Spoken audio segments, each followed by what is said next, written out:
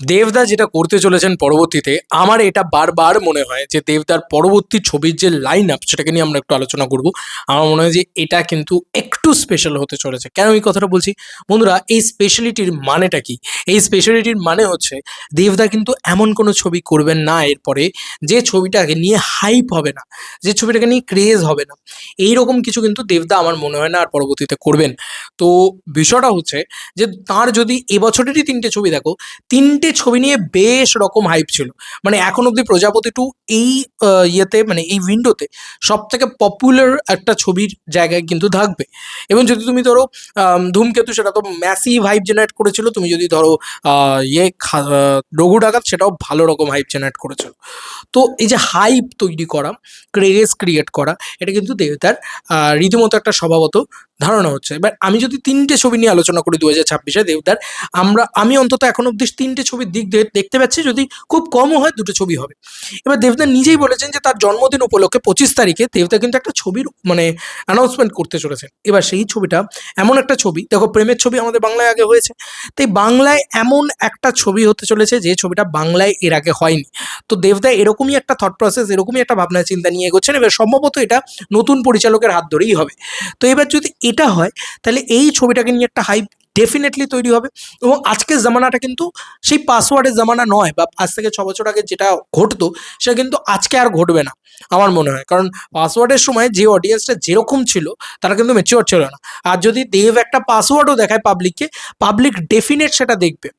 ঠিক আছে? পরে গিয়ে বলবে না যে ও ভাই কি ছবি বানিয়েছিল। না, না, আমার মনে হয় না।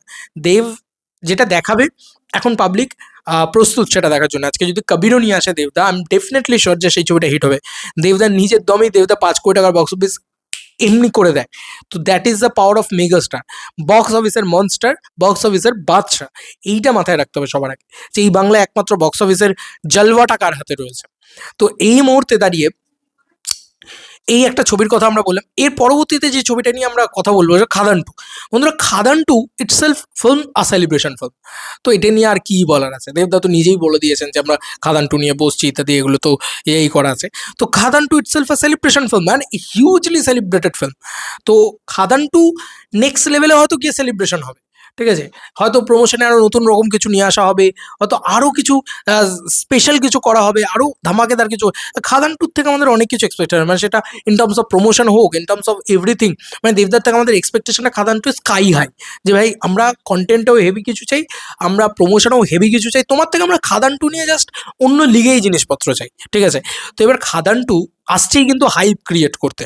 মোস্ট হাইপ ফিল্ম 2026 যদি বলো, সে খাদান টু নাম্বার 1 স্পটটা হোল্ড করে থাকবে। এটা কিন্তু মানে একদম একদম বলেই চলে। তো দেবদার মোস্ট হাইপ মানে ৩টে ছবি যদি দেবদা করে, ৩টে ছবি মোস্ট হাইপ থাকবে। এবার যদি হয় সেটা আর একটা ছবি যেটা অভিজিৎ সেন, অতনু রায়চৌধুরী এদের সাথে আবার করলো, তাহলে আমার মনে হয় দেবদা আরও একটা ছবি যেটা প্রধান টু হতে পারে, যেটা আমরা অনেক মানে সহজেই দেখে ফেলেছিলাম। এদিকে প্রজাপতি 2 লেখা আছে, ওদিকে প্রধান 2 লেখা আছে। তো হয়তো মেবি প্রধান 2 হতে পারে।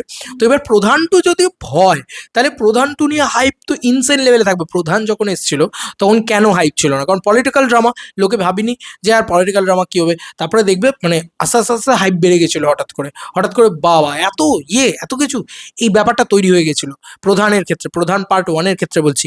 এবার তার কন্টিনিউয়েশন, তার মানে সেলিব্রেশন, এই সব কিছু থাকবে এবং পলিটিক্সটা নেক্সট লেভেলে গিয়ে পৌঁছাবে এরপরে। তো পলিটিক্যাল জিনিসপত্রগুলো বলছি, এনভায়রনমেন্ট দেখে দেখে সামনের বছর ভোটও আছে তার মধ্যে, বাওয়াল তো নেক্সট লেভেলে গিয়ে লাগবে। ঠিক আছে? এবার যদি প্রধান 2 হয়, তাহলে পলিটিক্যালের কারণে সেই সিনেমার পপুলারিটি গিয়ে পৌঁছাবে আরও নেক্সট লেভেলে। মানে এটা একটা পলিটিক্যাল ড্রামা, বা ওই বলে না যে একটা সাটায়ার টাইপের মুভি। তো ও ধরনের জিনিসপত্র না পাবলিক প্রচণ্ড পছন্দ করে, তার একটা হাইপ থাকবেই, কিচ্ছু করার নেই। তো সেটা কিন্তু কোনো মানে ন্যাচারাল ফ্যামিলি ড্রামার মতন হবে না।